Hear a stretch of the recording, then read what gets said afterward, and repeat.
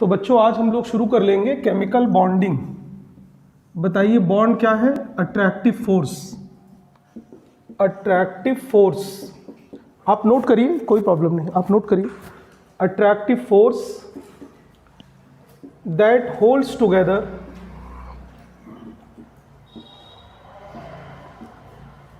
atoms, ions, attractive force that holds together atoms या ions और लिखा है ये in a chemical species,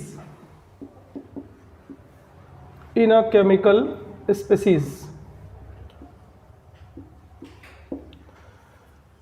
chemical species का मतलब क्या हुआ कि कोई मॉलिक्यूल हो, कोई कंपाउंड हो ना, उसके अंदर जो फोर्स ऑफ अट्रैक्शन है, जो उनको होल्ड कर रहा है, जो उनको बाइंड कर रहा है, उसको हम बोलते हैं केमिकल बॉन्ड। ठीक, अब ये अट्रैक्टिव फोर्स कैसे कैसे हो सकता है? देखिए पहली पॉसिबिलिटी ये है कि इलेक्ट्रॉन का ट्रांसफर हो। इलेक्ट्रॉन का ट्रांसफर हो, कोई एक एटम ऐसा हो जो इलेक्ट्रॉन को डोनेट करे और कोई दूसरा एटम ऐसा हो जो इलेक्ट्रॉन को एक्सेप्ट करे। एक तो तरीका ये हो सकता है। दूसरा तरीका ये हो सकता है, अच्छा ऐसा होगा तो बनेगा क्या? आयंस बनेंगे।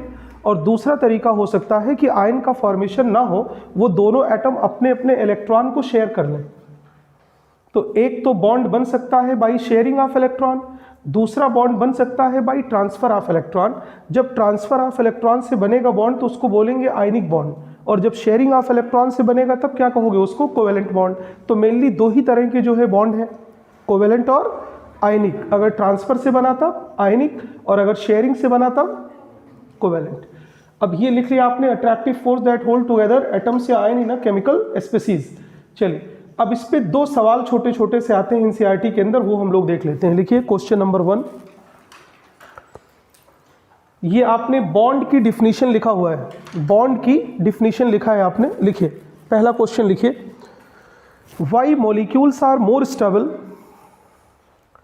why molecules are more stable, why molecules are more stable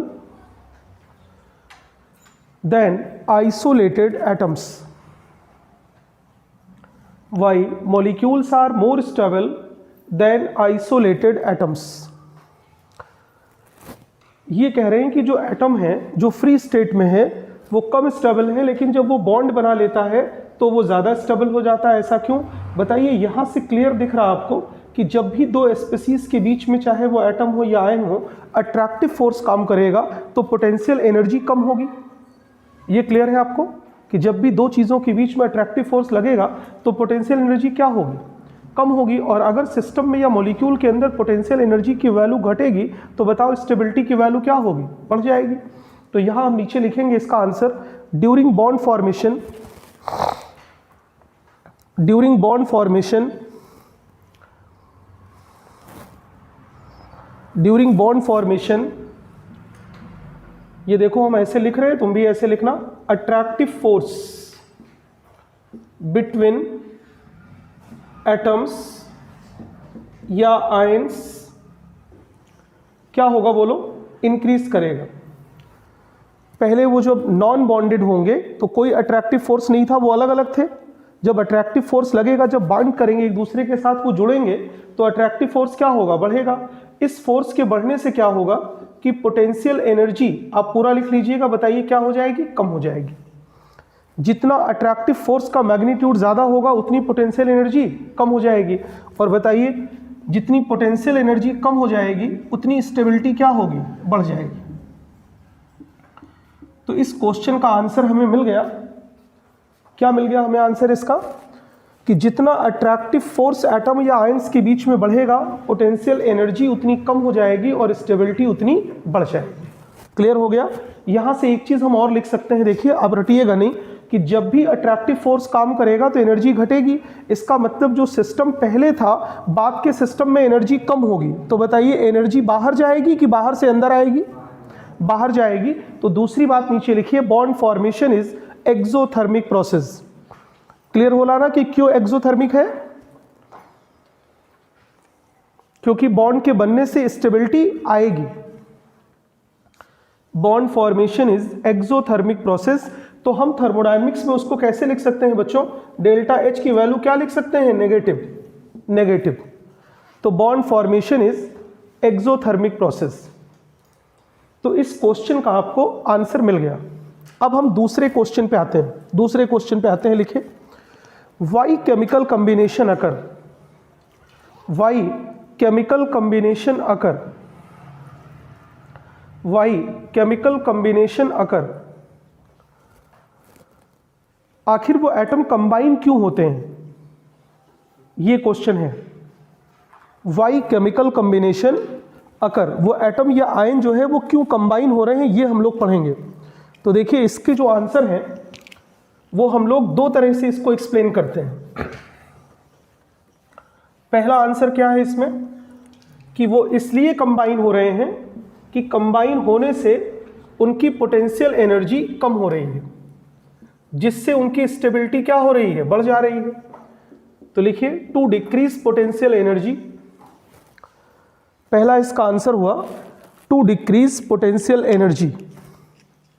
ठीक, और पोटेंशियल एनर्जी बच्चों अगर घट रही है देखो, तो जाहिर सी बात है स्टेबिलिटी क्या हो रही है स्पीशीज की, बढ़ रही है। तो ऐसे लिखना है ना। इस क्वेश्चन का यह आंसर हो गया। अब ये हमने केमिकल बॉन्डिंग की परिभाषा पढ़ ली। अब इस केमिकल बॉन्डिंग को एक्सप्लेन करने के लिए कुछ थ्योरीज हैं। तो सबसे पहली थ्योरी है कॉसेल एंड लुईस की, जिसको हम बोलते हैं ऑक्टेट थ्योरी। कॉसेल एंड लुईस की, जिसको हम बोलते हैं ऑक्टेट थ्योरी। इस थ्योरी में कॉसेल एंड लुईस ने यह कहा कि जो एटम होता है उसको दो पार्ट में हम लोग डिवाइड कर सकते हैं एटम्स को। कैसे? एक तो इसका न्यूक्लियस और इनर सेल के electron, nucleus plus inner shell के इलेक्ट्रॉन, उसको मिला करके कॉसेल एंड लुईस ने कहा कर्नल। तो बताइए कर्नल का मतलब क्या है? Nucleus plus inner cell electron, उसके बाद जितना इलेक्ट्रॉन बच गया उसको बोलते हैं वैलेंस इलेक्ट्रॉन। ठीक, तो कॉसेल एंड लुईस के अकॉर्डिंग एटम्स में दो पार्ट हो गए। एक तो कर्नल हो गया जिसके अंदर न्यूक्लियस प्लस क्या लिया है, इनर शेल के इलेक्ट्रॉन, प्लस बाहरी जितने इलेक्ट्रॉन है आउटर मोस्ट सेल में उनको कह दिया उन्होंने वैलेंस इलेक्ट्रॉन। फिर ऑक्टेट रूल उन्होंने बनाया, ये कहा कि जिस एटम के वैलेंस सेल में 8 इलेक्ट्रॉन कंप्लीट हो जाएंगे, कितने इलेक्ट्रॉन? 8 इलेक्ट्रॉन कंप्लीट हो जाएंगे, उसकी कॉन्फ़िगरेशन स्टेबल कहलाएगी, और जिसमें 8 कंप्लीट नहीं होंगे उसको हम अनस्टेबल कहेंगे। इसी को बोला गया ऑक्टेट रूल। और कैसे समझाया उन्होंने कहा कि कोई क्यूब हम ले लें, उस क्यूब में 8 कॉर्नर होंगे, तो अगर ऑक्टेट पूरा होगा तो जितने भी कॉर्नर हैं सब पे इलेक्ट्रॉन होंगे। इसी क्यूब का एग्जांपल लेके समझाया। जितने भी कॉर्नर होंगे, 8 कॉर्नर होंगे तो 8 इलेक्ट्रॉन होंगे, तभी तो हम बोलेंगे ऑक्टेट कंप्लीट हुआ। तो उन्होंने कहा कि ये सिमेट्रिकल जो है अरेंजमेंट होगा, और इससे इलेक्ट्रॉनिक कॉन्फ़िगरेशन के अंदर क्या आएगी, स्टेबिलिटी आएगी। आपने यहाँ पे 1 इलेक्ट्रॉन कम कर दिया, या सपोज करिए 5 इलेक्ट्रॉन ले लिए, तो क्यूब के अंदर सिमेट्रिकल अरेंजमेंट वैलेंस इलेक्ट्रॉन का नहीं होगा, जिससे हम उस कॉन्फ़िगरेशन को स्टेबल नहीं मानेंगे। यहाँ जितनी बार हम बोल रहे हैं इसका मतलब है लुईस एंड कॉसेल, मतलब ये मेरा पर्सनल अपना कोई व्यू नहीं है, ये उनकी थ्योरी में कहा गया कि एक क्यूब हम लेंगे, उसमें 8 कॉर्नर होंगे, और अगर 8 कॉर्नर पे एक इलेक्ट्रॉन होगा तो this arrangement is symmetrical and species is called stable. तो ऑक्टेट रूल का मतलब समझ में आया। लेकिन बहुत सारी ऐसी जगहें आई जहां पे ऑक्टेट रूल फॉलो ही नहीं हो पाया। जैसे लिथियम का कोई भी आप कंपाउंड बना लीजिए, कभी ऑक्टेट नियम फॉलो नहीं होगा। कहाँ इसके पास 8 इलेक्ट्रॉन होंगे, इसके पास बाहर एक ही इलेक्ट्रॉन तो है, एक Cl से कंबाइन किया तो बाहर वाले में 2 ही इलेक्ट्रॉन बचे। आप बेरिलियम का कोई भी कंपाउंड ले लीजिए, इसके पास बाहर 2 है, इसने 2 से कंबाइन किया तो 4 ही इलेक्ट्रॉन हुए। आप बोरान का कोई भी कंपाउंड ले लीजिए, आप एल्युमिनियम का कोई भी कंपाउंड ले लीजिए, देखिए इसके पास बाहर 3 है तो 3 ही से तो कंबाइन करेगा तो 6 इलेक्ट्रॉन हुआ। इसका मतलब लिथियम के क्लोराइड बेरिलियम के compound BeCl2, BeH2, BCl3, BF3, aluminium chloride, ये लोग कभी भी ऑक्टेट के नियम को फॉलो नहीं करते। अब ऑक्टेट का नियम फॉलो होना शुरू कहां से होता है बच्चों? बेरिलियम से। देखिए वहां से कार्बन से आपने कार्बन लिया, कार्बन, इसके पास 4 इलेक्ट्रॉन है बाहर, क्लियर? इसने 4 हाइड्रोजन से कॉम्बिनेशन किया, बोलो इसका ऑक्टेट पूरा हो गया। अगर तुम्हें बात समझ में मेरी आ रही हो, पूरा हो गया कि नहीं? इसका मतलब कार्बन ने ऑक्टेट रूल को फॉलो किया। उसके पहले ये लोग लिथियम ने, बोरान ने, इनने कभी भी ऑक्टेट रूल को फॉलो नहीं किया। फिर आप दूसरी बात पे आइए, जैसे आप फास्फोरस पे आते हैं, देखिए PCl5 में फिर ऑक्टेट रूल फॉलो नहीं हो रहा है। यहां पे ऑक्टेट एक्सपैंड कर गया। कितने इलेक्ट्रॉन की बात करी थी कौशल एंड लुईस ने? 8 की। आप यहां फास्फोरस के वैलेंस शेल में देखिए 10 इलेक्ट्रॉन्स हो गए। फास्फोरस के पास 5 वैलेंस इलेक्ट्रॉन थे, 5 Cl से कंबाइन करेगा तो कितने हो गए? 10 इलेक्ट्रॉन्स हो गए। इसका मतलब जो ऑक्टेट का नियम दिया कौशल एंड लुईस ने, वो कोई यूनिवर्सल रूल नहीं है, कहीं पे अप्लाई हो सकता है और कहीं पे अप्लाई नहीं हो सकता। अभी नीट के अंदर ये सवाल देखिए आया था कि कौन जो है ऑक्टेट रूल को फॉलो नहीं कर रहा है, तो देखिए ये वाला स्ट्रक्चर उसमें आंसर था। और ये बच्चों है NO, नाइट्रिक ऑक्साइड। इसके पास देखिए वैलेंस शेल में 5 इलेक्ट्रॉन है, ग्रुप 15 का एलिमेंट है ये, तो 5 इलेक्ट्रॉन अगर है तो 2 ने यहां कंबाइन कर लिया, बॉन्ड बन गया। इसके पास खाली 3 ही इलेक्ट्रॉन तो बचे। तो बताइए इस कंपाउंड में नाइट्रोजन ने कहां ऑक्टेट रूल को फॉलो किया? अरे 2 2 जा 4, 2 6 1 7, और इसको हम लोगों ने क्या नाम दिया? ऑड इलेक्ट्रॉन मॉलिक्यूल या स्पीसीज। इसका मतलब बहुत सारी ऐसी जगह है जहां पे कौशल एंड लुईस की ऑक्टेट थ्योरी एप्लीकेबल नहीं है। तो इसी क्वेश्चन के सेकंड पार्ट पे आते हैं। एक आंसर हमने बता दिया आपको, दूसरा आंसर आप नोट कर लीजिए। To attain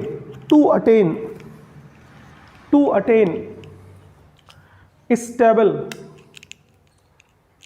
Nobel gas configuration, to attain stable noble gas configuration, to attain stable noble gas configuration, bracket के अंदर आप लिख लो, इसी को क्या कहा गया? Octet rule. तो इस क्वेश्चन के 2 आंसर थे। एक हमने बॉन्डिंग की परिभाषा से लिया, दूसरा हमने कौशल एंड लुईस की थ्योरी से लिया, और उस रूल का नाम क्या है? Octet rule. ब्रैकेट में लिख लिया आपने ऑक्टेट रूल। अब आप कॉपी में हेडिंग डालें ऑक्टेट रूल। अब आप कॉपी में हेडिंग डालिए octet rule.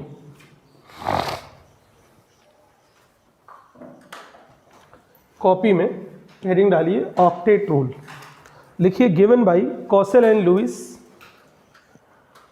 Given by Kossel and Lewis, KOSSEL, given by Kossel and Lewis, KOSSEL and Lewis, LEWES लिखा। और नीचे लिख लो दूसरी लाइन में क्या था रूल? एटम्स कैन कंबाइन, ये बॉन्डिंग की थ्योरी है बच्चों। Atoms can combine, atoms combine कर सकते हैं either by transfer of valence electron, you know difference between valence electron and kernel, transfer of valence electron from one atom to other atom, transfer of valence electron from one atom to other atom, from one atom to other atom, or by sharing of valence electron। मतलब इन्होंने कहा कि 2 तरह से chemical combination हो सकता है, या तो शेयरिंग की वजह से हो सकता है या तो ट्रांसफर की वजह से। बच्चों जब ट्रांसफर की वजह से होगा तो उसको हम बोलेंगे आयनिक बॉन्ड, और जब शेयरिंग की वजह से होगा तब कोवेलेंट बॉन्ड। ठीक है ना? Either by transfer of electron और by sharing of electron. To complete, क्यों करेंगे वो? To complete octet in their valence shell, to complete octet in their valence shell। ठीक, अगली बात, octet rule is not a universal rule. Octet rule is not a universal rule. Octet rule is not a universal rule. It mainly applies या applicable. It is mainly applicable for second period elements. It is mainly applicable for second period elements. Mainly applicable for second period elements. बच्चों हम यहाँ पे एक तरफ से second period element लिख रहे हैं, देखिए आप भी नोट करिए। Lithium, beryllium, boron,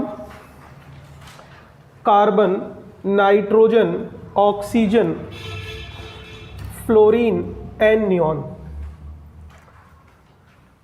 lithium, beryllium, boron, carbon, nitrogen, oxygen, fluorine and neon.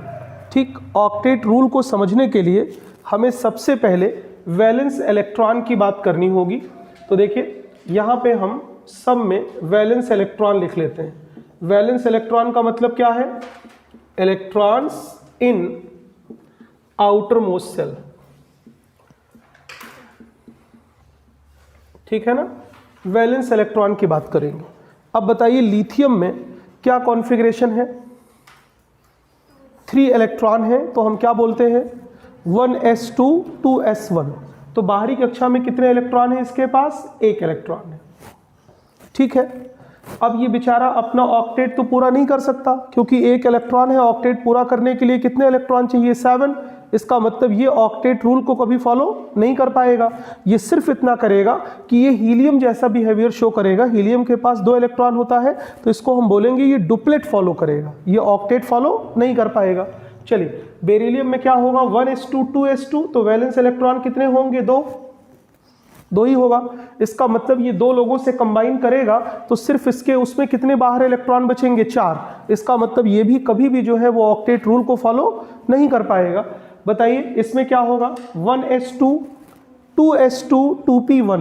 Clear हो रही है बात? इसका मतलब इसके बाहर में कितने इलेक्ट्रॉन होंगे बच्चों? 3 होंगे। तो ये मैक्सिमम 3 लोगों से कंबाइन करेगा और आउटर मोस्ट में मैक्सिमम कितने इलेक्ट्रॉन आ पाएंगे? 6। इसका मतलब यहां तक ऑक्टेट रूल जो है वो फॉलो नहीं हो पा रहा है। कार्बन से देखिए फॉलो होना शुरू हो जाएगा क्योंकि इसके पास बच्चों कितने वैलेंस इलेक्ट्रॉन होंगे? 4। तो ये 4 लोगों से कंबाइन करेगा तो आउटर मोस्ट सेल में 8 इलेक्ट्रॉन आ जाएंगे। 4 2 8। ठीक है, यहां पे देखिए कितना हो जाएगा इसके वैलेंस सेल में बच्चों इलेक्ट्रॉन? 5। क्लियर हो रही है बात? 5 हो जाएंगे ना। तो 3 से ये कंबाइन कर सकता है और इसके पास एक लोन पेयर भी होगा। 3 से कंबाइन कर लेगा, ऑक्टेट पूरा हो जाएगा और एक उसमें से क्या रहेगा? लोन पेयर भी रहेगा। चलो ऑक्सीजन में क्या होगा? देखो बाहर कितने इलेक्ट्रॉन होंगे? 6। इसका मतलब अगर ये 2 से कंबाइन कर लेगा तो भी इसका ऑक्टेट पूरा हो जाएगा और 2 लोन पेयर ऑफ इलेक्ट्रॉन रहेंगे। अगर आपको बात समझ में आ रही है, दिस इज अमोनिया का example and this is example of water. Clear? Fluorine के पास बाहर कितने इलेक्ट्रॉन होंगे? बोलो 7। तो इसमें से खाली एक कंबाइन कर लेगा तो इसका ऑक्टेट पूरा हो जाएगा और इसके पास 3 लोन पेयर ऑफ इलेक्ट्रॉन होंगे। और बच्चों यहां पे क्या होगा? जब हम नियॉन में आएंगे तो this is stable noble gas configuration, that is 8 electron. इसका मतलब ये कभी किसी से कंबाइन नहीं करेगा क्योंकि इसका ऑक्टेट क्या है? पूरा है, तो कंबाइन नहीं करेगा। इसीलिए हम लोगों ने क्या बोला नियॉन को? इनर्ट गैस, क्योंकि इसके अंदर कॉम्बिनेशन की एबिलिटी नहीं है, पूरा है इसका ऑक्टेट। देखिए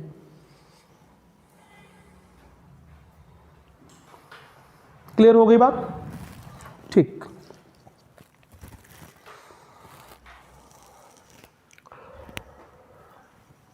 अब हम आते हैं इनके एक्सेप्शंस पे कि कहां कहां पे ये रूल हमारे अप्लाई नहीं हो रहे हैं। एक्सेप्शन पे आते हैं। देखिए तो इसमें 3 तरह के एक्सेप्शन हैं।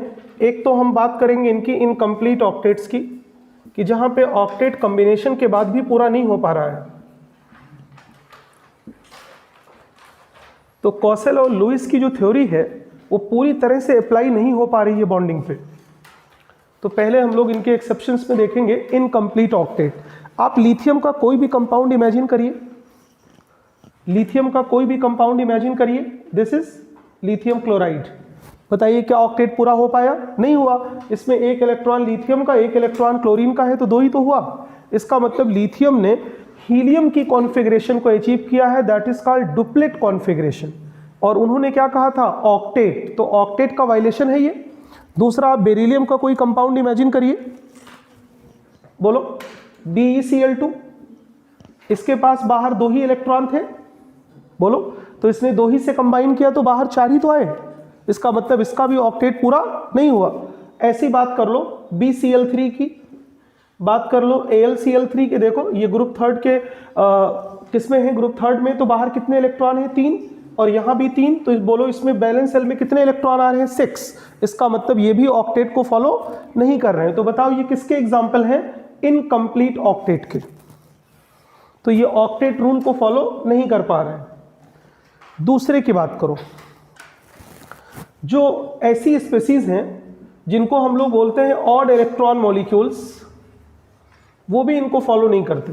जैसे फॉर एग्जांपल NO, देखो नाइट्रोजन के पास बताओ कितने वैलेंस इलेक्ट्रॉन होते हैं? बोलो 5। तो यहां पे 2 ने कंबाइन कर लिया तो 3 ही तो बचे, तो देखो 2 यहां पे लिख देते हैं हम और 1 यहां पे लिख देते हैं। क्लियर?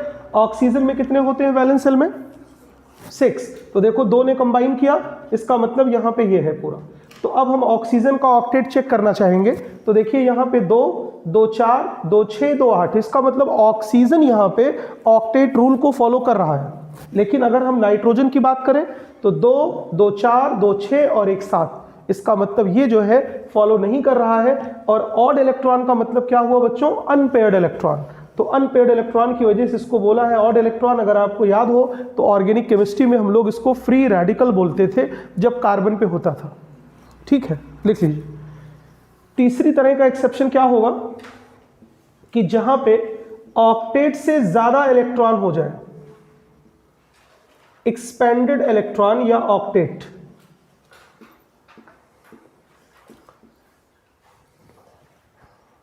एक्सपेंडेड ऑक्टेट मतलब जितनी रिक्वायरमेंट है उससे ज्यादा इलेक्ट्रॉन हो जाए। एक्सपेंडेड ऑक्टेट का कोई एग्जांपल तुम हमें बता दो। देखो PCl5, बोलो फास्फोरस के पास 5 इलेक्ट्रॉन है बैलेंस सेल में, इसी के नीचे तो आएगा फास्फोरस, तो 5 होगा, 5 Cl से कंबाइन करेगा तो 10 इलेक्ट्रॉन हो जाएंगे। तो ऑक्टेट रूल क्या हो गया? वायलेट हो गया। अगर हम इसकी बात करें SF6 की, देखो तो सल्फर की बाहरी कक्षा में कितने इलेक्ट्रॉन होंगे? 6, और अगर 6 फ्लोरीन से कंबाइन कर लेगा तो 12 इलेक्ट्रॉन हो जाएगा। इसका मतलब SF6 में भी ऑक्टेट रूल वायलेट हो रहा है। लिख लो, एटसेट्रा कर दो, बहुत सारे एग्जाम्पल हो सकते हैं।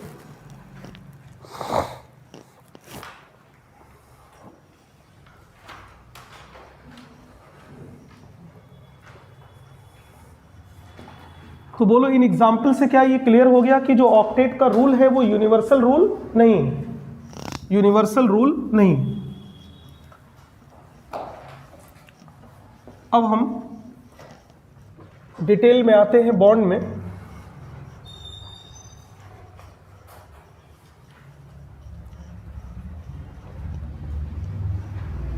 ठीक, देखिए आप जो है पहले स्ट्रेंथ ऑफ केमिकल बॉन्ड देखे कि ये जो बॉन्ड बनते हैं, बॉन्ड क्या है? अट्रैक्टिव फोर्स है। डिफरेंट टाइप के बॉन्ड में डिफरेंट स्ट्रेंथ होगी। अगर कोई बॉन्ड बना है ट्रांसफर ऑफ इलेक्ट्रॉन से तो वहाँ पे आयंस बनेंगे। जब आयंस बनेंगे, सपोज करिए ये चार्ज आया, पॉइंट चार्ज, और ये आया, आयंस बने।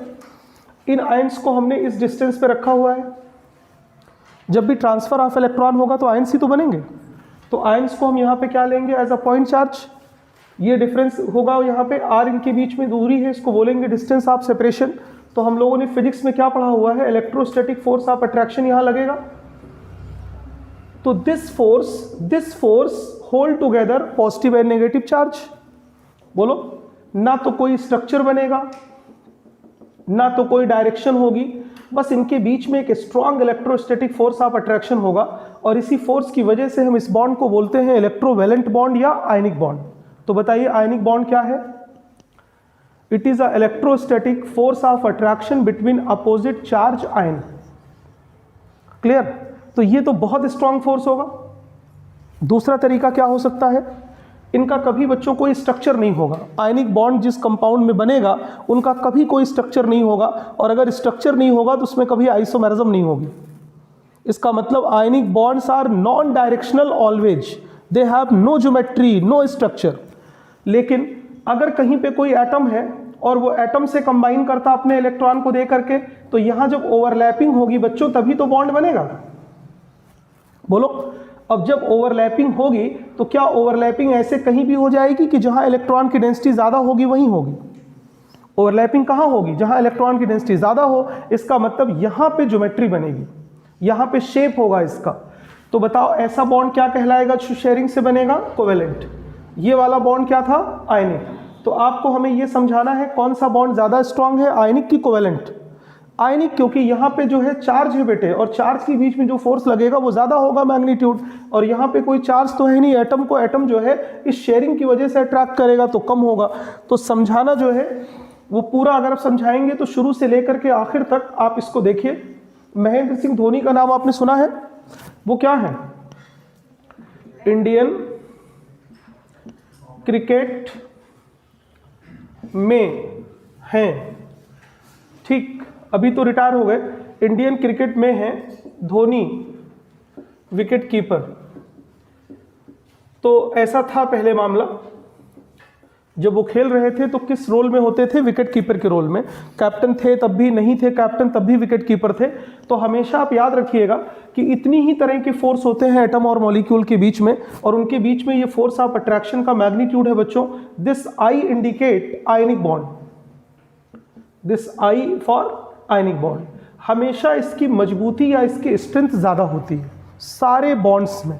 जितने भी इंटर एटॉमिक या इंटर मॉलिकुलर बॉन्ड है या फोर्स ऑफ अट्रैक्शन है, सब में सबसे ज़्यादा स्ट्रांग कौन होगा? Ionic bond. फिर बच्चों सी पे हम आते हैं, क्या है बताओ? सी, covalent.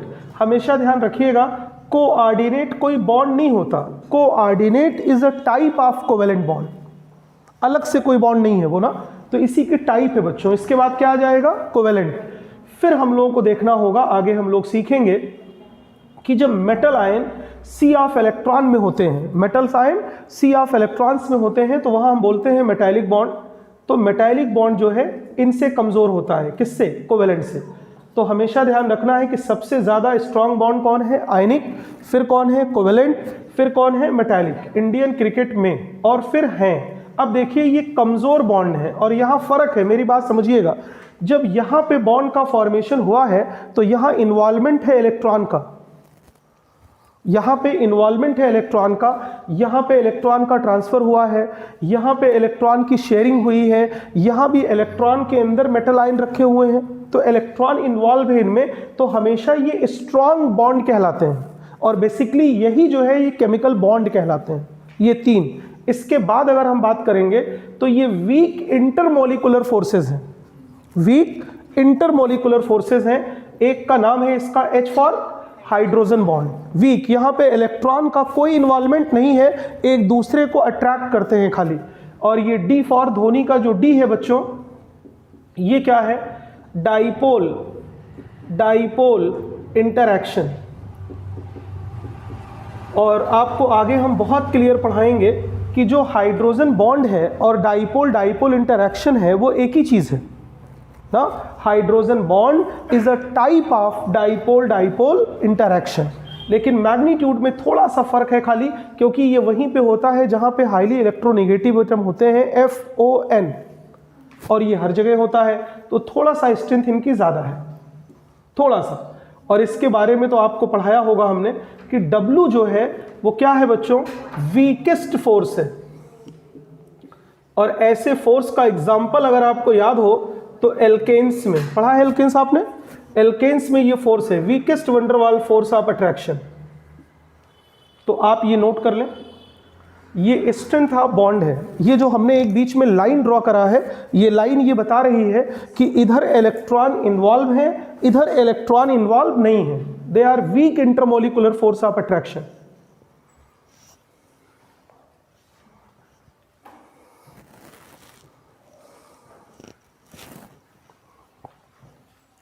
Week intermolecular force of attraction.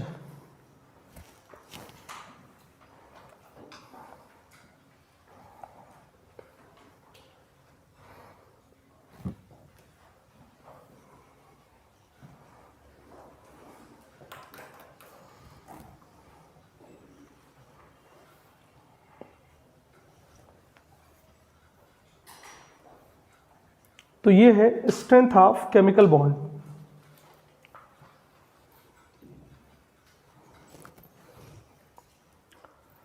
अब हम लोग सबसे पहले इसमें पढ़ाई करेंगे आयनिक बॉन्ड की।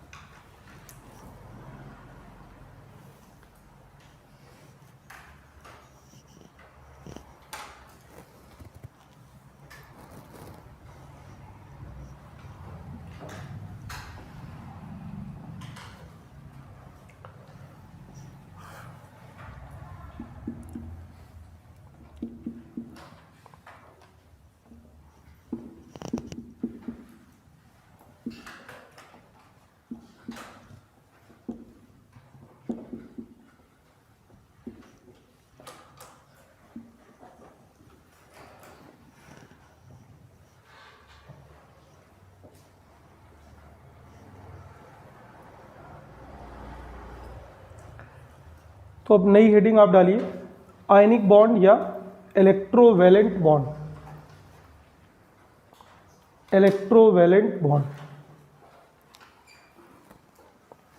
ये नोट कर लिया, ये नीचे वाला, ठीक। आयनिक बॉन्ड या electrovalent bond.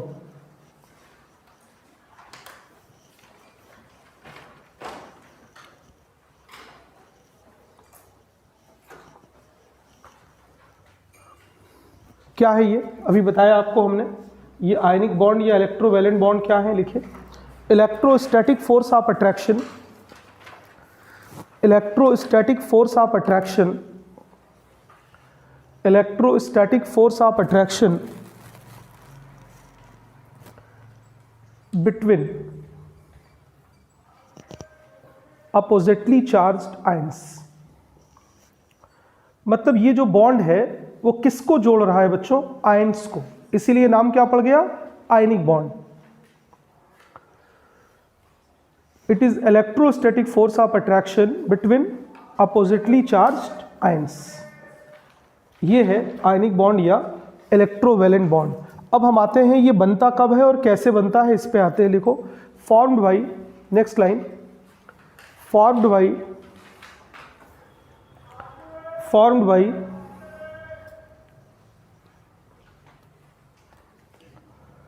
complete transfer of electron, complete transfer of electron, complete transfer of electron from one atom to other atom, from one atom to other atom, from one atom to other atom in order to complete their octet, in order to complete their octet। Transfer क्यों करते हैं अपने electron को, वो इसलिए करते हैं कि जिससे उनका ऑक्टेट क्या हो जाए, पूरा हो जाए, देयर ऑक्टेट। ठीक है, अब आप बताइए, देना और लेना ये दोनों चीज़ें होनी है यहाँ पे, किसी को इलेक्ट्रॉन देना है, किसी को लेना है। तो देना और लेना कहाँ पे होता है लाइफ में, जब कोई एक एलिमेंट ऐसा हो जिसके पास इलेक्ट्रॉन ऑक्टेट से ज़्यादा हो, और एक एलिमेंट दूसरा जो ऐसा हो जिसके पास ऑक्टेट से क्या हो, कम हो इलेक्ट्रॉन, तब देना लेना होगा। एक का ऑक्टेट से ज़्यादा है इलेक्ट्रॉन किसी के पास, वो इलेक्ट्रॉन को रिमूव करेगा तो ऑक्टेट पूरा हो जाएगा। एक के पास कम है, वो उस इलेक्ट्रॉन को एक्सेप्ट करेगा, तब उसका ऑक्टेट पूरा हो जाएगा। कौशल एंड लुईस ने यह भी समझाया कि जो मेटल्स हैं पीरियोडिक टेबल के अंदर और जो नॉन मेटल हैं उनके बीच में नोबल गैस है। आप अगर गौर से पीरियोडिक टेबल को इमेजिन करिए तो देखिए, metals, S block element, highest electropositive metal, उनको आप देखिए, और नॉन मेटल को देखिए, हेलोजन फैमिली को, ऑक्सीजन फैमिली को, नाइट्रोजन फैमिली को। तो अगर पीरियोडिक टेबल को ऐसे रोल आउट करिए, रोल कर दीजिए, ऐसे रोल कर दिया तो बीच में, बिल्कुल बीच में आएगी नोबल गैस आएगी, और नोबल गैस के इस तरफ अगर आप देखिएगा तो नॉन मेटल्स आ रहे हैं, और उस तरफ आ रहे हैं क्या, मेटल्स आ रहे हैं। इसका मतलब नोबल गैस को क्या माना स्टैंडर्ड कि जो मेटल है वो इलेक्ट्रॉन को लूज करके नोबल गैस में कन्वर्ट होगा और जो नॉन मेटल है वो उसी इलेक्ट्रॉन को एक्सेप्ट करके नोबल गैस में कन्वर्ट होगा। फिर दोनों जब स्टेबल हो जाएंगे तो उनके बीच में Q1 Q2 upon R square लगेगा और वो स्टेबल बॉन्ड बना लेंगे। तो किसको स्टैंडर्ड मान करके बॉन्डिंग शुरू करी गई? नोबल गैस को। और नोबल गैस को कहाँ रखा है? उसमें बीच में, एक तरफ मेटल्स हैं दूसरी तरफ नॉन मेटल हैं। तो लिखो, क्या लिखा आपने? फॉर्म बाई लिखा ना। चलो, फॉर्म बिटवीन कहाँ बनेगा? फॉर्म बिटवीन, इंपॉर्टेंट बात, हाईली इलेक्ट्रोपॉजिटिव मेटल। और बच्चों मेटल के अंदर इलेक्ट्रॉन देने की टेंडेंसी होती है, इसीलिए मेटल्स को हम बोलते हैं इलेक्ट्रोपॉजिटिव बोलते हैं। Form between highly electropositive metal and non metals. Non metal क्यों बोलते हैं उनको? क्योंकि उनके अंदर इलेक्ट्रॉन देने की टेंडेंसी नहीं होती, इलेक्ट्रॉन लेने की टेंडेंसी होती है। तो मेटल्स को बोलते हैं इलेक्ट्रोपॉजिटिव एलिमेंट और नॉन मेटल को बोलते हैं इलेक्ट्रोनेगेटिव एलिमेंट। क्लियर हो गई बात इतनी? ठीक। लेकिन हमेशा नहीं, हमेशा नहीं। ऐसा नहीं है कि कोई मेटल है और कोई नॉन मेटल है तो आपने जो बॉन्ड बनाया वो आयनिक हो गया, तो गलत हो जाएगा। जैसे फॉर एग्जांपल एल्युमिनियम एक मेटल है, क्लोरीन एक नॉन मेटल है, लेकिन AlCl3 is not a ionic compound. Clear हो रही बात? बेरिलियम एक मेटल है, क्लोरीन एक नॉन मेटल है, लेकिन BeCl2 is a covalent compound. Lithium is a metal, chlorine is a non metal, but LiCl is covalent. इसका मतलब ऑलवेज मेटल नॉन मेटल में आयनिक बॉन्ड नहीं बनता। क्लियर हो गया? तो कब बनेगा वो इसी के नीचे इसी पॉइंट में कंटिन्यू करेंगे। व्हेन, कब?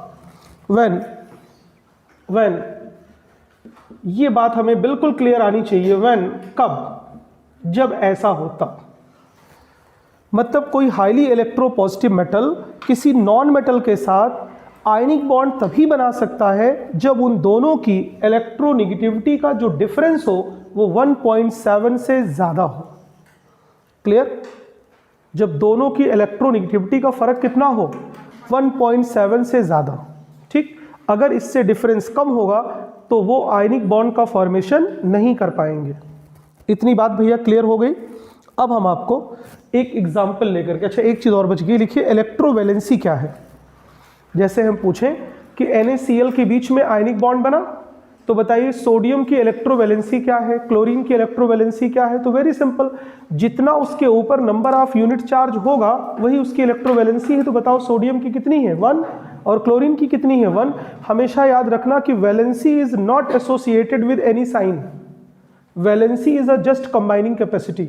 जो साइन के साथ एसोसिएटेड है उसको हम बोलते हैं charge, that is oxidation state. यहां पे बात किसकी हो रही है? वैलेंसी की। तो लिखो इलेक्ट्रोवैलेंसी इक्वल करके लिख लो number of unit charge, number of unit charge on the ions, on the ions. जैसे हम आपसे पूछें कि CaF2 में, कैल्शियम फ्लोराइड में कैल्शियम की इलेक्ट्रोवैलेंसी क्या है, तो आंसर होगा 2। और फ्लोरीन की वैलेंसी क्या है इलेक्ट्रो, तो आंसर होगा 1। Clear? Number of unit charge on the ions. ठीक। अब आप थोड़ा सा अच्छे से समझिए। देखिए हम पीरियोडिक टेबल के बिल्कुल एक्सट्रीम लेफ्ट पे आते हैं। इस बोर्ड को पीरियोडिक टेबल समझिए। ये जो एक्सट्रीम लेफ्ट है पीरियोडिक टेबल का, इसके अंदर 2 ग्रुप है और इसको बोलते हैं S ब्लॉक। एक्सट्रीम लेफ्ट सबसे किनारे क्या है? S block. उसके अंदर 2 ग्रुप है ना, ग्रुप फर्स्ट, ग्रुप सेकंड। अब हम इसी पीरियोडिक टेबल में S ब्लॉक को जब क्रॉस करेंगे तो बीच में आएगा D ब्लॉक, जिनको हम बोलते हैं ट्रांजिशन मेटल आयंस या मेटल्स बोलते हैं। बीच में क्या आएगा? D block. अब हम उसको भी क्रॉस कर जाते हैं। एक्सट्रीम राइट में जब हम आते हैं, राइट में, तो यहां आता है P ब्लॉक। क्या आपको ये बात मेरी समझ में आ रही है? और P ब्लॉक के अंदर ग्रुप 13 से लेके ग्रुप 17 तक बच्चों क्या प्रेजेंट है? Non metal. और ग्रुप 18 के अंदर नोबल गैसेज हैं जिनका ऑक्टेट कंप्लीट है एक्सेप्ट हीलियम। हीलियम का डुप्लेट कंप्लीट है, 1s2 है कॉन्फ़िगरेशन। क्लियर? और इसी D ब्लॉक के और P ब्लॉक के नीचे बॉटम पे पीरियोडिक टेबल के F ब्लॉक है। ये क्लियर है? S ब्लॉक कंप्लीटली मेटल है एक्सेप्ट हाइड्रोजन। D ब्लॉक में कंप्लीटली मेटल है F ब्लॉक में कंप्लीटली मेटल है, ठीक, तीनों में मेटल है। 87% of the element in periodic table are metals. अब P ब्लॉक में क्या है, नीचे की साइड में मेटल्स हैं, बीच में मेटलॉइड हैं और ऊपर की साइड में अगर देखोगे तो नॉन मेटल्स हैं। तो ये कॉन्फ़िगरेशन में इस तरह से एलिमेंट्स को पीरियोडिक टेबल के अंदर अरेंज किया गया। तो बताओ ज़्यादा तादाद में पीरियोडिक टेबल में कौन से लोग हैं, मेटल्स हैं। अब सबसे ज़्यादा हाईएस्ट इलेक्ट्रोपॉजिटिव मेटल कहाँ पे है, S ब्लॉक में। हमने कहा सबसे ज़्यादा वो हाईएस्ट इलेक्ट्रोपॉजिटिव है, इसका क्या मतलब हुआ कि उनके अंदर इलेक्ट्रॉन को डोनेट करने की एबिलिटी ज़्यादा है। जितना ज़्यादा इलेक्ट्रोपॉजिटिव होगा उसके अंदर इलेक्ट्रॉन डोनेट करने की एबिलिटी उतनी ज़्यादा है। ज़्यादा इलेक्ट्रोनेगेटिव अगर कोई नॉन मेटल होगा, इसका मतलब उसके अंदर इलेक्ट्रॉन को एक्सेप्ट करने की टेंडेंसी ज़्यादा है। हम एक एक एग्जाम्पल लेते हैं। यहाँ से हम इस साइड से एक मेटल उठाते हैं, उसका नाम है सोडियम, और यहाँ से उसी पीरियड का एक नॉन मेटल उठाते हैं जिसका नाम है क्लोरीन। क्लियर हो रही है बात। देखिए इन दोनों के बीच में इलेक्ट्रोनेगेटिविटी का डिफरेंस बहुत ज़्यादा है बच्चों, क्योंकि ये हाईएस्ट इलेक्ट्रोपॉजिटिव मेटल है और ये हाईएस्ट इलेक्ट्रोनेगेटिव नॉन मेटल के ग्रुप का है। ये फर्स्ट ग्रुप है और ये ग्रुप 17 है। क्लियर। अब हम यहाँ पे लेते हैं इसकी कॉन्फ़िगरेशन। तो देखिए इसके कर्नल में क्या है, इसके कर्नल में नियॉन है 10 इलेक्ट्रॉन, ये है इसका कर्नल, अगर आपको बात समझ में आ रही हो। Inner shell 1s2 2s2 2p6, यहां तक हो गया कर्नल। अब इसके हम वैलेंस सेल में अगर आएंगे बच्चों तो ये सिर्फ एक इलेक्ट्रॉन है 3s1। क्लियर। वैलेंस सेल में सिर्फ एक इलेक्ट्रॉन है ये, इसको हम बोलते हैं कर्नल। ये है आउटर मोस्ट इलेक्ट्रॉन। यहां पे अगर आप आइए तो इसका कर्नल देखिए ये है 2 8 और वैलेंस सेल में इसके 7 इलेक्ट्रॉन है। जिस पे हम सर्कल बना रहे हैं इसका क्या मतलब है कि वो वैलेंस इलेक्ट्रॉन है और वो बॉन्ड फॉर्मेशन में पार्टिसिपेट करने वाले हैं। क्लियर। अब ये क्या करेगा सोडियम अपने ऑक्टेट को पूरा करने के लिए, भी डिफिनीशन में आपने देखा कि ये जो ट्रांसफर ऑफ इलेक्ट्रॉन कर रहे हैं उसका पर्पस है, क्या पर्पस है, टू गेन स्टेबिलिटी। और स्टेबिलिटी आएगी कैसे, जब हम ऑक्टेट को पूरा करेंगे। तो ये इलेक्ट्रॉन ये लूज करेंगे, क्या करेंगे, लूज कर देंगे। तो जब ये लूज कर देंगे अपने इस इलेक्ट्रॉन को, मेरी बात को समझिए, तो तुरंत ये सोडियम आयन बन जाएगा। अब इसका देखिए ऑक्टेट हो गया पूरा। अगर आपको बात समझ में आ रही हो, वैलेंस सेल में कितने आ गए, 8 इलेक्ट्रॉन। ये क्या करेंगे, एक इलेक्ट्रॉन जो ये रिलीज कर रहा है उस इलेक्ट्रॉन को ये एक्सेप्ट कर लेंगे। बोलो कर लेंगे। तो जैसे ये एक्सेप्ट करेंगे, देखो ये क्या बन जाएंगे, Cl-, और इनकी जो कॉन्फ़िगरेशन है बच्चों वो हो जाएगी 288। तो बताओ अब दोनों का जो वैलेंस सेल है, गौर से देखो, क्या अब उसका ऑक्टेट पूरा हो गया, ऑक्टेट पूरा हो गया। अब इन्हीं आयंस के बीच में ये एक पॉइंट चार्ज है, ये एक पॉइंट चार्ज है, इन्हीं के बीच में कूलम्बियन फोर्स ऑफ अट्रैक्शन लगेगा। कूलम्ब्स का नाम सुना है आपने, कूलम्ब्स लॉ है फिजिक्स में। कूलम्बियन फोर्स ऑफ अट्रैक्शन लगेगा और उस फोर्स ऑफ अट्रैक्शन से ये दोनों आयन बेटे स्ट्रांगली बच जाएंगे इस फोर्स ऑफ अट्रैक्शन से। और बताइए किसका फॉर्मेशन हो जाएगा, NaCl का। ये क्या है, ये फोर्स ऑफ अट्रैक्शन है जो लग रहा है दोनों पॉइंट चार्ज के बीच में। और बताओ अगर इनकी डिस्टेंस ऑफ सेपरेशन क्या है, r, तो यहां पे क्या आ जाएगा, r²। तो ये है कोलम्बियन फोर्स ऑफ अट्रैक्शन। और बच्चों अट्रैक्टिव फोर्स को ही तो बॉन्ड कहते हैं। तो बताओ इस बॉन्ड को क्या कहेंगे जो आयंस के बीच में बना है, आयनिक बॉन्ड कहेंगे। तो इसका मतलब अब ये मॉलिक्यूल एग्जिस्ट करेगा, ये कंपाउंड एग्जिस्ट करेगा इस फॉर्म में। बताइए सोडियम की इलेक्ट्रोवैलेंसी क्या है, 1, क्लोरीन की इलेक्ट्रोवैलेंसी क्या है, 1। जितना पॉइंट चार्ज इनके ऊपर है वही इलेक्ट्रोवैलेंसी है। और बताइए जब ये बच जाएंगे तो ये पास आएंगे कि दूर दूर जाएंगे, पास आएंगे, तो दोनों साथ में रहेंगे। और किस फॉर्म में रहेंगे, NaCl के फॉर्म में। अब देखिए आप अगर थोड़ा सा समझदार हैं तो कभी भी NaCl को ऐसे नहीं लिखा जाता। अगर कोई लिखता है इसका मतलब उसको नहीं मालूम है, ऐसे नहीं लिखा जाता। किसी बुक में देखिएगा कभी नहीं लिख सकते, क्योंकि ये जो है ना ये बॉन्ड है। और अगर बॉन्ड बना दिया आपने, इसका मतलब उसकी कोई डायरेक्शन है। और आयनिक बॉन्ड क्या है, सिंपली फोर्स ऑफ अट्रैक्शन है, तो कोई डायरेक्शन होती ही नहीं। तो जब डायरेक्शन नहीं होगी तो हम लाइन को ड्रॉ नहीं कर सकते। इसका मतलब जब भी हमें NaCl लिखना होगा तो सिर्फ Na और Cl लिखना होगा। और ये बताने के लिए कि इनके बीच में इलेक्ट्रोस्टैटिक फोर्स ऑफ अट्रैक्शन है, इसके ऊपर हमें पॉजिटिव और इसके ऊपर नेगेटिव लगाना होगा। क्लियर। और जब अभी कोवेलेंट बॉन्ड बनेगा तो उनके बीच में क्या ड्रॉ करेंगे, लाइन ड्रॉ करेंगे कि सिंगल बॉन्ड है कि डबल बॉन्ड है कि ट्रिपल बॉन्ड है। क्लियर, नोट कर लीजिए। तो ये क्या बनाया है हमने, electrostatic force of attraction between ions, और इसी को बोलते हैं हम Columbian force, that is ionic bond.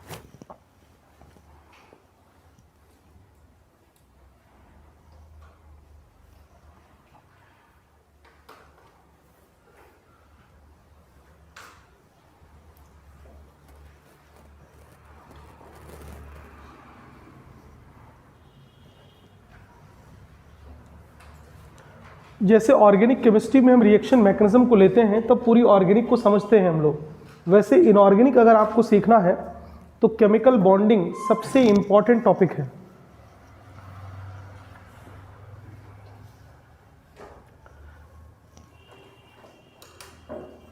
क्या हम आपसे ये उम्मीद कर सकते हैं कि यहाँ पे हमने मेटल बदल दिया, दैट इज मैग्नीशियम, और यहाँ पे हमने नॉन मेटल चेंज कर लिया, दैट इज ऑक्सीजन?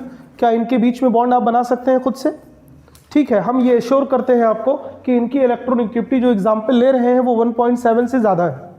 ठीक, इसका मतलब दे फॉर्म आयनिक बॉन्ड। तो अब यहाँ पे देखिए मैग्नीशियम क्या है, बेरिलियम के नीचे आता है, इसका मतलब वैलेंस शेल में कितने इलेक्ट्रॉन है, 2, तो यहाँ हो जाएगा बच्चों 282। वैसे भी आपको पता होगा मैग्नीशियम का एटॉमिक नंबर 12 है। ऑक्सीजन में अगर हम आते हैं तो ऑक्सीजन में टोटल इलेक्ट्रॉन कितने हैं, 8, इसका मतलब यहाँ पे 2 और यहाँ पे क्या होगा, 6 होगा। तो देखिए वैलेंस शेल के ऊपर हमने गोला बना दिया। क्या आप बताइए हमें, ये एक इलेक्ट्रॉन लूज करके अपना ऑक्टेट पूरा कर सकता है? नहीं, इसका मतलब यहाँ पे हमें 2 इलेक्ट्रॉन लेना होगा जो ये रिलीज करेगा। तो बताइए अब इस मैग्नीशियम मेटल के ऊपर कितना यूनिट पॉजिटिव चार्ज आ जाएगा, 2 यूनिट। तो बोलो इलेक्ट्रोवैलेंसी बदल गई। अब इसकी इलेक्ट्रोवैलेंसी क्या हो गई, 2, और देखो यहाँ पे कॉन्फ़िगरेशन क्या बची, 2-8, तो स्टेबलाइज हो गया ये ऑक्टेट रूल के अकॉर्डिंग। यहाँ पे बच्चों मैग्नीशियम जो है इस 2 इलेक्ट्रॉन को एक्सेप्ट करेगा तब उसका ऑक्टेट पूरा होगा। तो यहाँ O के ऊपर कितना यूनिट नेगेटिव चार्ज आएगा, 2, तो इसका मतलब यहाँ पे जो वैलेंसी है इसकी वो क्या होगी, इलेक्ट्रोवैलेंसी 2 हो जाएगी। और बोलो ये कॉम्बिनेशन हो गया कि नहीं? अब देखो दोनों का ऑक्टेट क्या हो गया, पूरा, और इनके बीच में इलेक्ट्रोस्टैटिक फोर्स ऑफ अट्रैक्शन काम करेगा। और बताओ ये किस तरह से एग्जिस्ट करेंगे, MgO।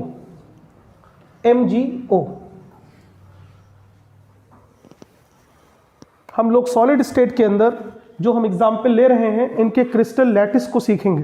किस चैप्टर में, सॉलिड स्टेट में। NaCl का क्रिस्टल लैटिस कैसे होता है, MgO कैसे होता है, ये सारी चीजें सीखेंगे। तो ये बन गया है मैग्नीशियम ऑक्साइड। कैसा कंपाउंड है ये, आयनिक कंपाउंड है, ठीक है ना। ठीक, नीचे नोट करके लिख लो NOT, नीचे नोट करके लिखो।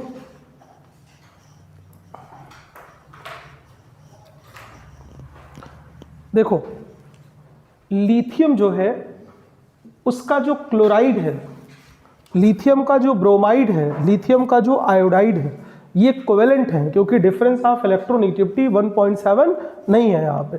लेकिन हमेशा ध्यान रखना लिथियम का जो फ्लोराइड है वो आयनिक कंपाउंड है। क्लियर हो रही है बात? LiF is ionic, LiCl, LiBr, Li ये क्या है, कोवेलेंट है। ठीक, दूसरी बात पे आओ, चलो दूसरा लिखो, BeCl2, ये भी क्या है, कोवेलेंट है, कोवेलेंट है, लिख लो। लिखा भैया?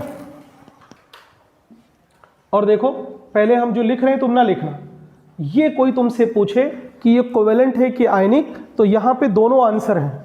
अगर एल्युमिनियम क्लोराइड को हम इस फॉर्म में रखते हैं बच्चों, किस फॉर्म में, एनहाइड्रस फॉर्म में, मतलब इसमें वाटर ना हो, तो हमेशा ये ध्यान रखना हमें कि ये जो कंपाउंड जो हमने लिखे हैं बोर्ड पे ये क्या है, कोवेलेंट है, कोवेलेंट कंपाउंड है। ठीक, अब आपसे कोई कहे AlF3, आंसर है ऑलवेज आयनिक, एल्युमिनियम फ्लोराइड, लिथियम फ्लोराइड आयनिक हो जाएगा ना। ठीक, अब बच्चों इसी में देखो, अगर इसी AlCl3 में पानी मिला दें तो ये हो जाएगा हाइड्रेटेड AlCl3 ना। उसका स्ट्रक्चर ऐसा होगा, सीखेंगे हम लोग बहुत डिटेल में इसको, कोऑर्डिनेशन जब पढ़ेंगे, इस तरह का स्ट्रक्चर होता है। ठीक, और हमेशा ध्यान रखना कि ये जो कंपाउंड है बच्चों वो आयनिक कंपाउंड है। मींस अगर हमने AlCl3 को पानी में डाला तो उसका हाइड्रेशन हो जाएगा, आफ्टर हाइड्रेशन वो हमेशा काम करेगा आयनिक कंपाउंड का। बताओ AlF3 क्या है, आयनिक है, LiF क्या है, आयनिक है। ये लोग कोवेलेंट कंपाउंड हैं। ठीक,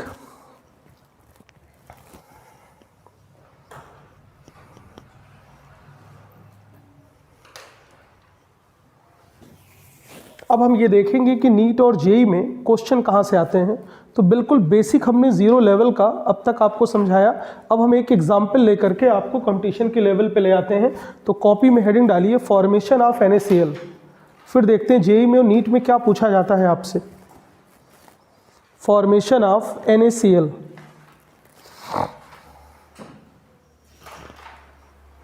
एक हम बना के दिखाते हैं, फिर आपको बात समझ में आएगी। हमें क्या बनाना है बच्चों, सोडियम क्लोराइड, ये बनाना है। तो कैसे बनेगा ये देखना है।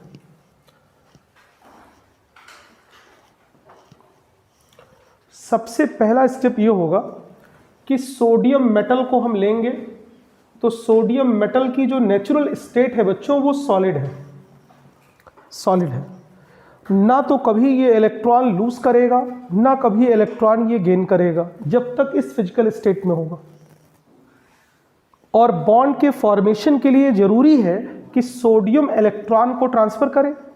तो बताइए सबसे पहला काम हमें क्या करना पड़ेगा, हमें इसकी फेज को बदलना होगा, फिजिकल स्टेट को चेंज करना होगा। ठीक है, तो हम यहाँ पे इसको सबलाइम करेंगे। सबलाइम समझते हैं कि किसी चीज़ को सॉलिड से हम डायरेक्ट वेपर में ले आए। तो यहाँ हमें रिक्वायरमेंट होगी सब्लिमेशन एनर्जी। सपोज करिए x या y कुछ भी यहाँ पे लग रही है। तो मतलब कुल मिला के ये हुआ कि ये एनर्जी हम देंगे सोडियम को, तब ये हमारा सोडियम कन्वर्ट होगा सोडियम गैस पे। अब ये रेडी हो गया है, ये इलेक्ट्रॉन का ट्रांसफ़र कर सकता। थोड़ा धैर्य की ज़रूरत है, लिखिएगा नहीं। इसी तरह से बच्चों जो क्लोरीन है वो हमेशा नेचर में इस फॉर्म में होती है। किस फॉर्म में, डाई एटॉमिक मॉलिक्यूल की फॉर्म में होता है, गैस की फॉर्म में। और हमें यहाँ ज़रूरत किसकी है, एक क्लोरीन एटम की ज़रूरत है जो बॉन्ड फॉर्मेशन में पार्टिसिपेट करे। तो सबसे पहले हम इसकी बॉन्ड डिसोसिएशन इंथैल्पी दे करके इसको तोड़ेंगे। तो बताओ यहाँ क्या करना पड़ेगा, बॉन्ड डिसोसिएशन इंथैल्पी। अच्छा, बॉन्ड डिसोसिएशन इंथैल्पी अगर हम पूरी इसको दे देंगे तो ये टूटेगा तो 2 क्लोरीन एटम बनेगा। हमें कितने की ज़रूरत है, 1 क्लोरीन एटम की। इसका मतलब हमारी जो ऊर्जा खर्च होगी वो इसकी आधी खर्च होगी। भाई पूरी जो खर्च किया किसी ने तो 2 क्लोरीन बनाना, हमें सोडियम के साथ कितनी क्लोरीन लगानी है, 1 लगानी है। इसका मतलब जो भी इस बॉन्ड की बॉन्ड डिसोसिएशन इंथैल्पी है उसका जस्ट हाफ अमाउंट नीडेड होगा हमें। ठीक, इस बॉन्ड NaCl को बनाने के लिए। तो यहाँ हमने लिख दिया हाफ क्या, बॉन्ड डिसोसिएशन इंथैल्पी। यहाँ से हमें मिल गया chlorine in form of G। Clear. बताओ हमने क्यों एक ही क्लोरीन बनाया, क्योंकि हमें NaCl बनाने के लिए एक ही क्लोरीन एटम चाहिए। अब ये बन गया। अब देखिए इसको क्या करना है, कोई भी एटम, अब थोड़ी सी बात समझिए, कोई भी एटम अगर न्यूट्रल हो, क्या हो, न्यूट्रल हो मतलब कोई चार्ज ना हो। दूसरा आइसोलेटेड हो, मींस कंबाइन ना हो किसी के साथ, दूसरी शर्त हो गई। तीसरी शर्त उसकी फिजिकल स्टेट गैसियस हो। क्या क्या हो, न्यूट्रल हो, आइसोलेटेड हो और गैसियस हो। तो इसमें से एक इलेक्ट्रॉन को निकालने के लिए जितनी ऊर्जा हमें देनी होगी that is called ionisation enthalpy.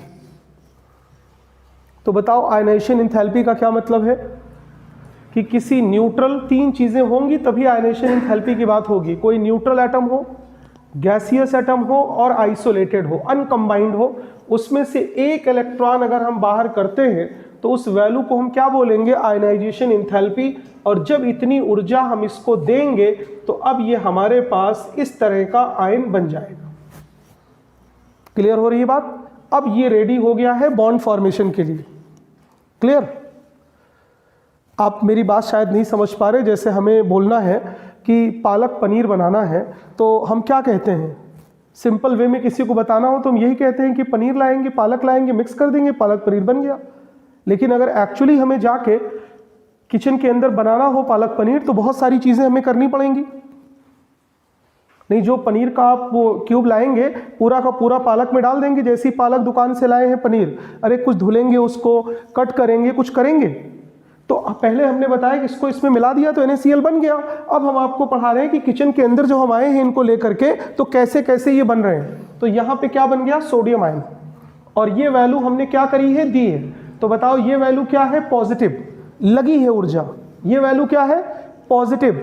और ये वैल्यू क्या है, पॉजिटिव। इसका मतलब अभी तक हमारी ऊर्जा सिर्फ खर्च हुई है।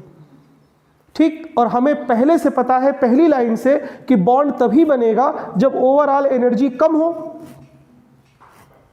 पहली लाइन, ओवरऑल एनर्जी क्या हो, कम। अब उसकी बारी आ रही है, गौर से देखो। अब इस क्लोरीन में हमें एक इलेक्ट्रॉन डालना है बच्चों, तभी तो ये क्लोराइड बनेगा।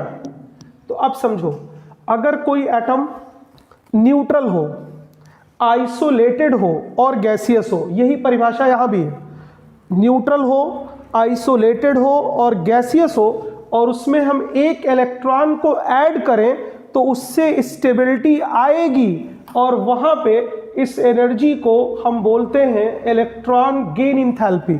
बताओ इसका फुल फॉर्म क्या है, आयोनाइजेशन एंथैल्पी। इसका full form electron gain enthalpy. और बच्चों ये वैल्यू पॉजिटिव वैल्यू है। पॉजिटिव का मतलब हम इसको देंगे बाहर से।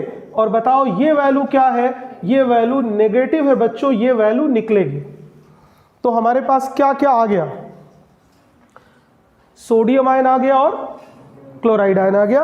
और दो इंपॉर्टेंट एनर्जीज हमारे पास आ गई हैं, एक आयोनाइजेशन एंथैल्पी और एक इलेक्ट्रॉन गेन एंथैल्पी। दो एनर्जी। अभी भी बॉन्ड का फॉर्मेशन नहीं हो रहा है। ठीक, सोडियम अलग है, क्लोरीन अलग है। बच्चों एक मोल कोई गैसियस आयन हम लें, एक मोल कोई गैसियस आयन लें, एक मोल किसी गैसियस आयन में मिलाएं। अब दोनों को एक जगह रखेंगे तब बॉन्ड बनेगा ना, कि सोडियम आयन यहां पे है और क्लोराइड आयन बनारस में है। दोनों को एक प्लेस पे लाएंगे। तो इन दोनों को हम एक प्लेस पे लाए, इनके बीच में बॉन्ड का फॉर्मेशन हो और एक मोल क्रिस्टल बने। बोलो अल्टीमेट हमें बनाना तो यही है ना, NaCl क्रिस्टल।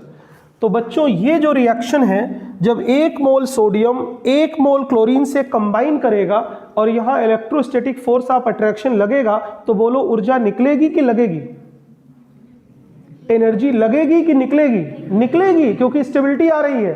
तो बच्चों इस एनर्जी को हम लोग बोलते हैं U, and this is the third parameter of energy, and U is called lattice energy, and this value is also negative. तो बताइए three important energies which are required to form a ionic bond. Ionization enthalpy, ये important बात नहीं है, ये तो हम मजबूरी है हमारी इस फॉर्म में लाना, तभी NaCl बनेगा। तो बताओ इंपॉर्टेंट एनर्जी कौन कौन सी है, तीन।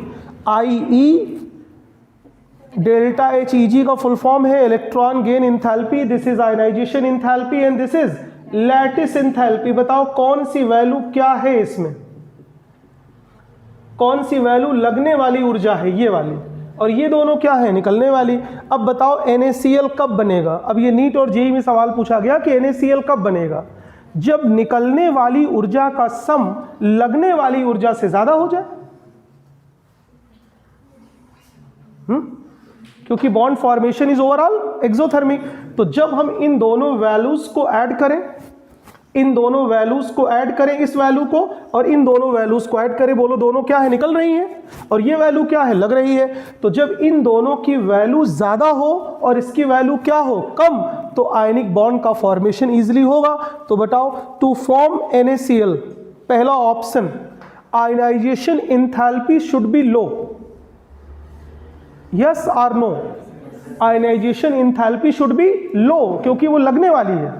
दूसरा, electron gain enthalpy should be high and lattice enthalpy is also high.